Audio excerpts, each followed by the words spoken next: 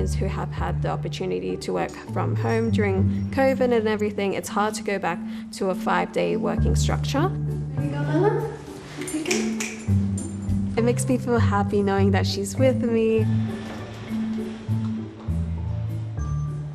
For Sydney recruitment consultant Annabelle Gonzalez, taking her beloved dog Lola to work has helped ease her transition back to the office. So currently I'm working Mondays and Fridays at home, and I'm working in the office on Tuesdays, Wednesdays and Thursdays.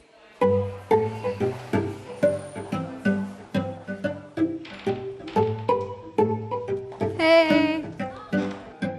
She can be a bit of a distraction, but only like for pets and cuddles and stuff, and that only lasts a couple of seconds before everyone gets back to work.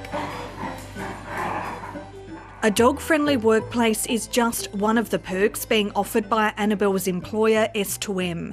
CEO David Jackson says with unemployment at near record lows, he's had to sweeten the deal to get staff into the office. I think gone are the days of the 5-day work week, 9 to 5. I think flexibility is key. I think employees these days are looking for other added benefits apart from the salary, such as bring your dog to work. Many businesses have struggled to get workers back to the office post-lockdowns. A recent US study which looked at working arrangements around the world found 35% of Australians surveyed would quit their job or look for another if forced to return to the office full-time. You've seen with employers who've tried to force people back into the office today that it's just not working. Software company Atlassian is one firm taking flexible working arrangements to the extreme. It has a policy of work anywhere, anytime, and is currently recruiting another 1,000 workers. I think the change to working from anywhere, working from home, is a fundamental change to how employers and employees are going to collaborate going forward. They get time back in their day, whether they avoid their commute, they get time with their family. They get to live closer to friends and family, and they don't have to live in maybe a major metro region. Jessie Spiteri is the company's poster child for work anywhere, anytime.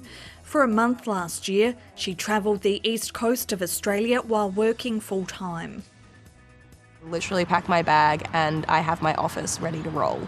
It made me feel like adventure was always at my fingertips. It helped me feel like I could take that energy, I could be that person in the Zoom that people say, Jessie, where are you now? Like, what the heck? Like, what's going on? These are all the locations where we hire from.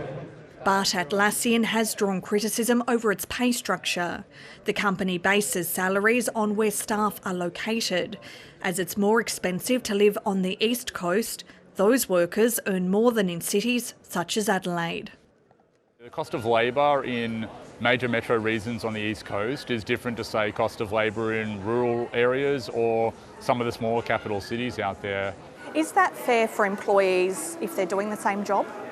Our market competitive rates in most of these rural and regional areas will be higher than they could get getting a job locally. The money you get should be connected to the work you do, not where you live. Australia's peak union body says the pandemic has caused a fundamental shift in working arrangements, but it must not come at the expense of employee rights. Well, I think the best way to deal with this balance is to have clear negotiated agreements in union agreements between the employers and workers. One of the things that happens in a working from home environment is that sometimes workers are expected to work longer hours and not paid for that, or they're expected to work really unfriendly hours. Anyone can ask for flexible working arrangements, but under the Fair Work Act, only certain employees have a legal entitlement to make a request, including carers, those with a disability, workers 55 and over, or victims of domestic violence. Employers can refuse if there are reasonable business grounds. Tomorrow in Parliament, the federal government will unveil a raft of proposed changes to industrial relations laws. The Employment Minister, Tony Burke, was unavailable for interview, but we understand the bill will address flexible working arrangements. We need to have workplace laws that reflect what is happening today, and the ones we've got at the moment don't. They're out of date. They need to be improved. The cost of doing business post-COVID is something industries continue to grapple with. While suburban shops have been boosted by work-from-home arrangements, CBDs are still feeling the impact. Especially in the major cities like Melbourne and Sydney. Melbourne in particular, there's been a lot of closures, particularly those areas that rely on heavy and high levels of foot traffic. Alexi Boyd's association advocates on behalf of small business. She says governments must continue to encourage people back into the office. There needs to be a refocus, if you will, about what the future of those workforces look like, because the impact will be on small business. Nobody wants to see a situation where we lose those small businesses, the real architecture, the real heart and soul of even a CBD area, but nobody wants to see them lost.